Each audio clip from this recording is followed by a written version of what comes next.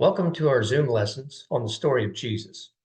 My name is Jamie Knapp, and in this lesson, we will focus on the entry. Let's share the screen and get to the PowerPoint slides.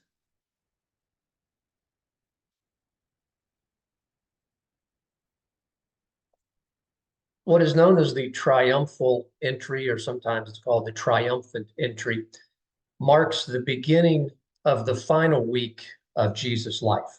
And all four of the Gospels include details about the triumphal entry. Jesus enters Jerusalem on a donkey colt.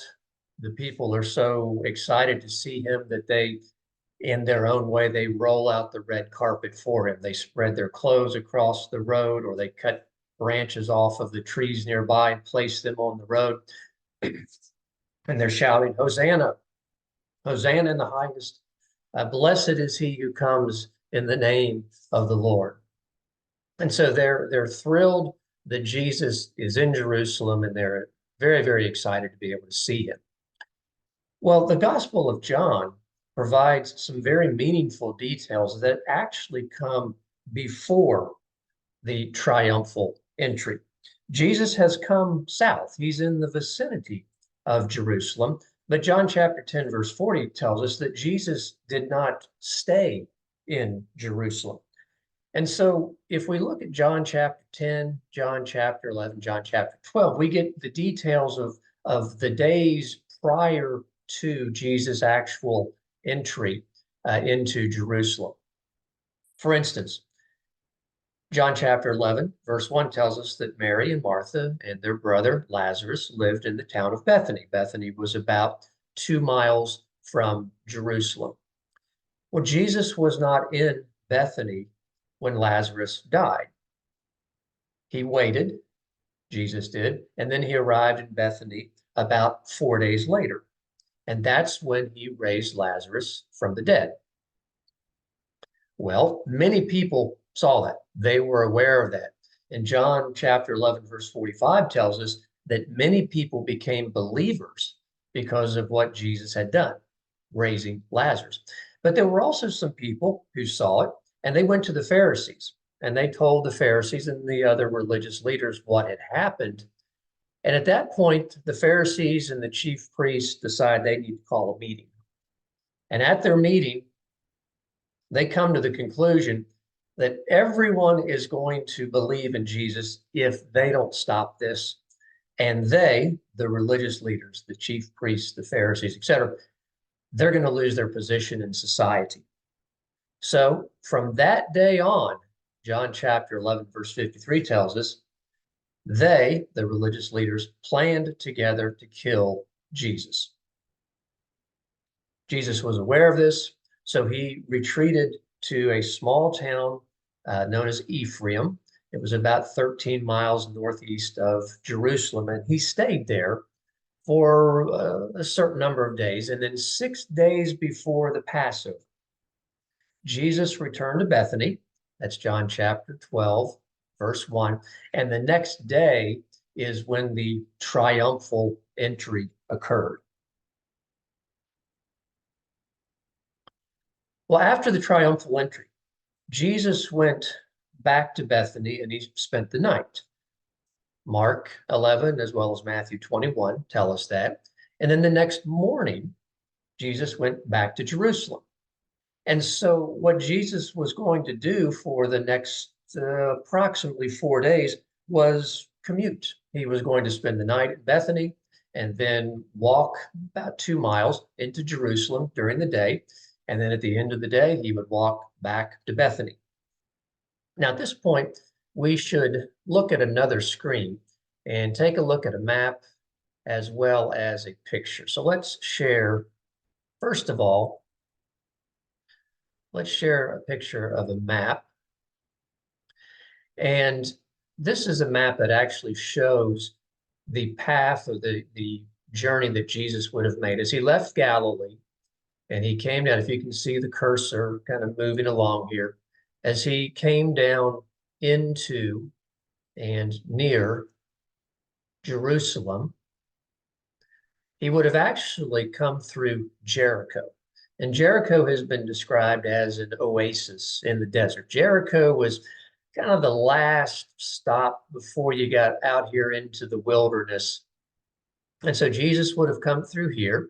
And then you'll notice, if you can kind of see the ridges, the texture on the map, that's where the mountains began. And so that's when the climb occurred. As you got out of this sort of the river valley area, you would start the climb, and then you would come to Bethany. And then there was another little town called Bethpage or Bethphage, and then Jerusalem. And again, Bethany was about 2 miles from Jerusalem. Now let's look at a different screen. And what we're going to look at now is an artist sketch, basically, of the area around Jerusalem. And I'll try to get it to the point that we can see what we need to. If you notice here in the bottom right corner, it says to Jericho and the Dead Sea. So imagine Jericho is off the map here to the right. And then as you would come, what basically would be sort of northwest, according to this map, here's Bethany. And Bethany was about 2 miles from Jerusalem, which is over here. Now, the trip from Bethany to Jerusalem would have started by, among other things, going through Bethpage. But then you'll notice the print here, Mount of Olives. That's going to matter to us in our next lesson. But what began to happen is you have these hills, and the tallest of the hills, and again, these aren't Rocky Mountain type mountains, but the tallest of these hills was known as the Mount of Olives. And then after crossing over these hills, you actually went down into a valley, and the valley was known as the Kidron or the Kidron Valley. So you kind of came up and you came over, and then you went down, and then you went up again in order to get into Jerusalem. And so what Jesus was going to do over the span of about 4 days is just make the trip back and forth between Bethany to Jerusalem. And then at night he would come back to Bethany, spend the night. The next morning he would get up and go back into Jerusalem. All right, let's go back to the PowerPoint slides.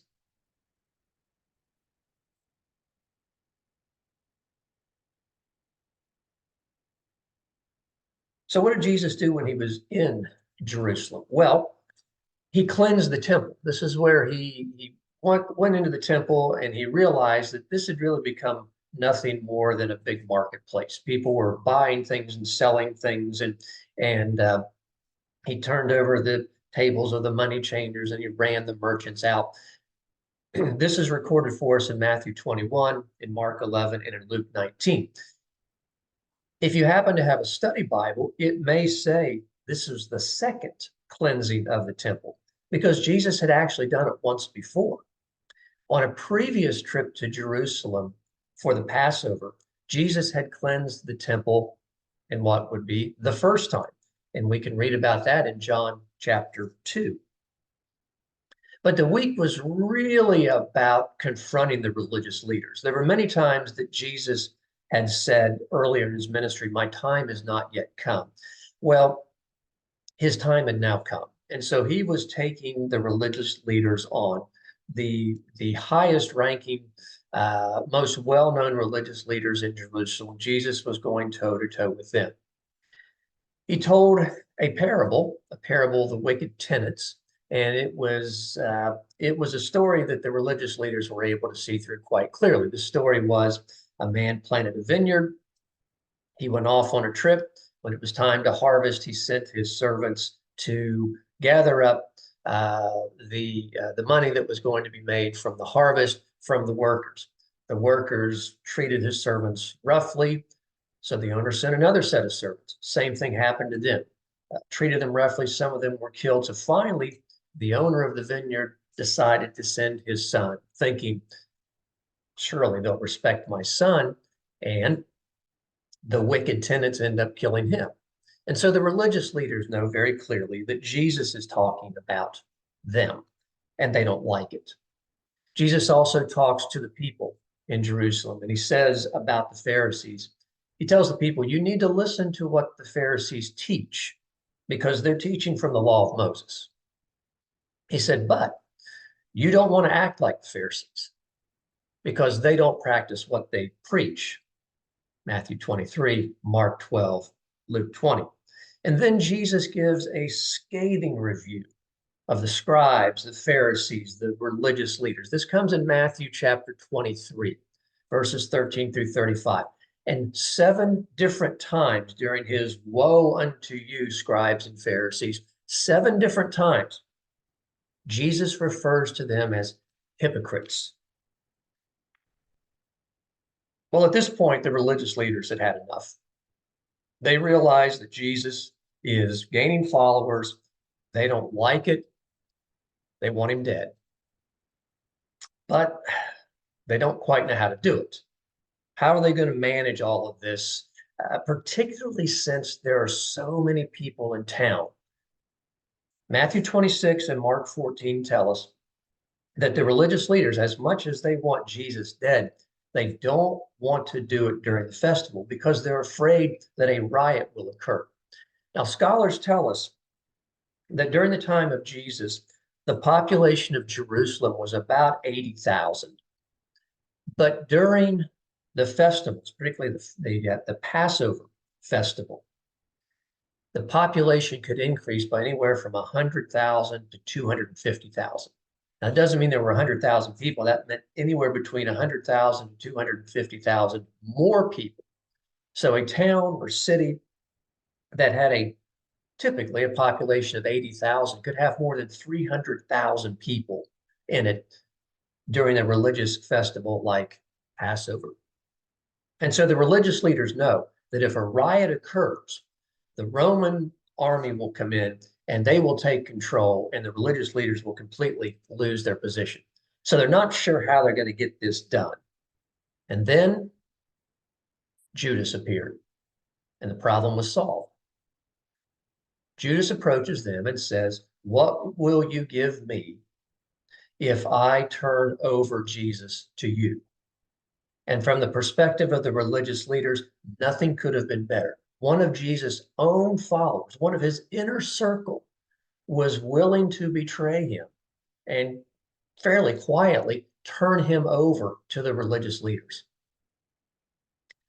And that's where this lesson will stop. In our next lesson, we're going to focus on Thursday. I hope you can join us.